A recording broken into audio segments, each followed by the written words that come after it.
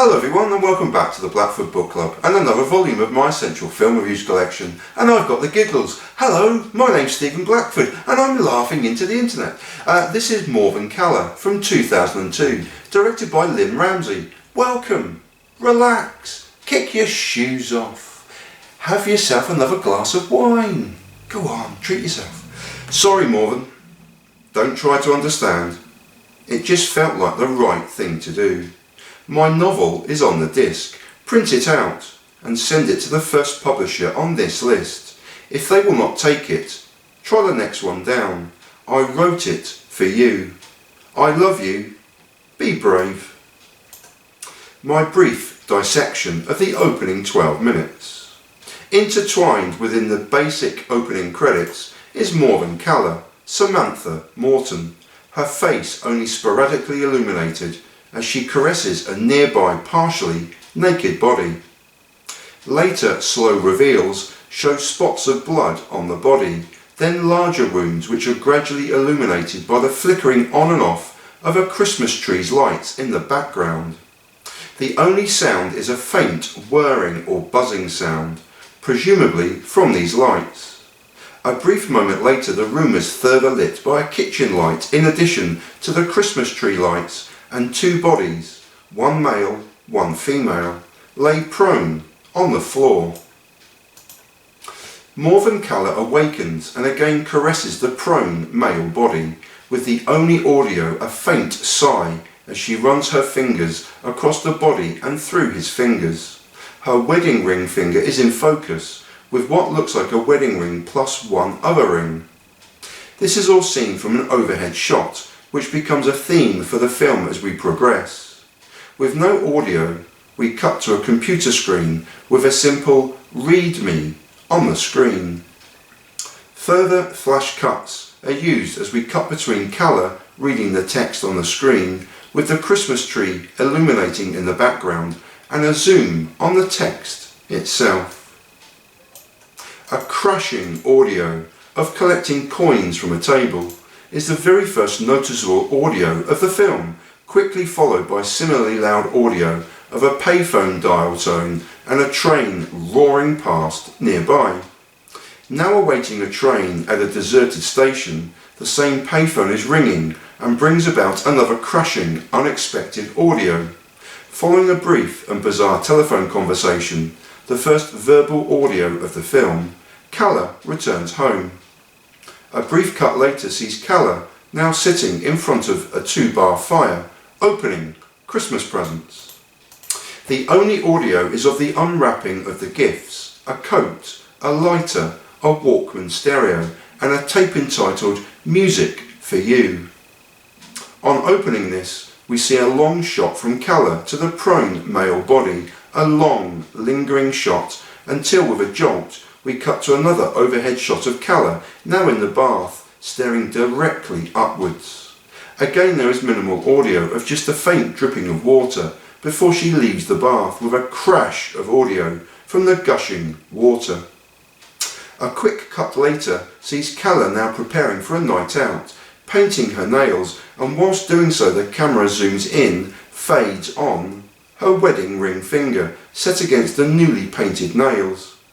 With no audio again until she rises to her feet, the scene continues to be unnerving, almost unreal in its playing out.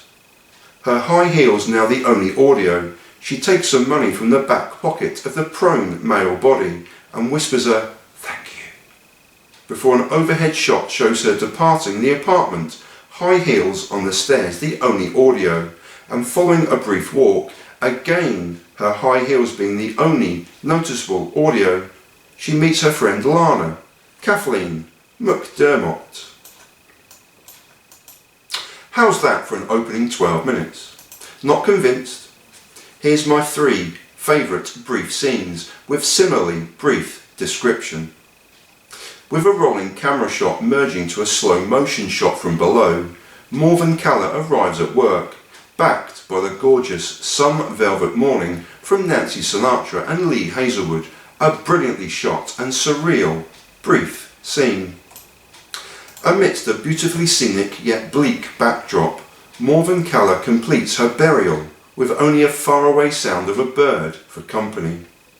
There follows an ecstatic, excited laugh and dance, accompanied by blue milk from Stereolab. A beautiful scene despite its horrific connotations. And a simple and short scene of a setting sun and a young lady standing in a telephone booth. Despite the above being 3 favourite scenes, there are many more I could have chosen, but along with the rest of this appraisal, I will leave it deliberately vague so as not to provide any further spoilers. Funded in part and supported by the National Lottery, Scottish Film and BBC Films, this really is a gem of a film based on the book of the same name by Alan Warner. Brilliantly shot by director Ramsay and her director of photography Alwyn Kuchler, the above telephone call amidst a setting sun is a wonderful example of their eye for detail and for framing a beautiful shot perfectly. There are so many more examples in this fantastic film: a busy moving camera in a nightclub, a deserted and dusty road framed to accentuate the remote and barren backdrop, and a deserted, remote loch or river in the early morning are other cinematic joys awaiting you. There are many, many more. Together with numerous overhead shots and oddly framed shots, which with further investigation and engagement from the audience really work on an affecting level, the film engages you constantly with a twisted and surreal narrative that never relents in intensity. Already referenced, the wedding ring and other devices are framed close up, with lingering shots reinforcing their significance, or otherwise. The soundtrack is a real joy and a mix of thumping songs morphed against more chilled, relaxing songs, giving it an air of very eclectic mix. In addition to the 2 songs already referenced, there are many from Aphex Twin, The Velvet Underground, I'm Sticking With You, and Lee Perry's Hold On Death. With so little dialogue in places, inanimate objects often provide the background noise and score, if you will. Many scenes are purposely slow, building and with no audio are eerily brilliant, jolting at times and affecting at others, with any actual musical score itself cleverly faded in and out of Morvern Callar's new Walkman. Although billed as the film's star, it is more joint stars, as both Samantha Morton and Kathleen McDermott are simply stunning as best friends, confidants and thrill seekers. Although Morton has far more screen time, both actresses deserve great joint credit for their wonderful performances. Their joint scenes together depict 2 best friends and 2 young girls desperately trying to make sense of life while making the very best of their situation. This 97-minute gem from director Ramsay sees only 24 main character roles, but the emphasis is always on Morvern Callar and her best friend Lana, seeking the absolute from life. There is a constant juxtaposition of quiet serenity and melancholy crashed against the louder and more brash real life that surrounds them. A film of loss, taking a chance and exploring life outside of the norm, which is seen through a drug-fueled haze at times, cut frenetically and between some extraordinary scenes of brilliance, and of bizarre scenes matching the eclectic mood of the accompanying soundtrack, a masterclass from director Ramsay. And that was Morvern Callar from 2002, directed by Lynne Ramsay. And this is Stephen Blackford with his glasses slightly falling down, but still writing and reading. Pointless, but spoiler-free and heartfelt film reviews since 2012. And I'll leave you in peace and in solidarity. Thank you so much for watching. Please take care out there, everyone. Peace.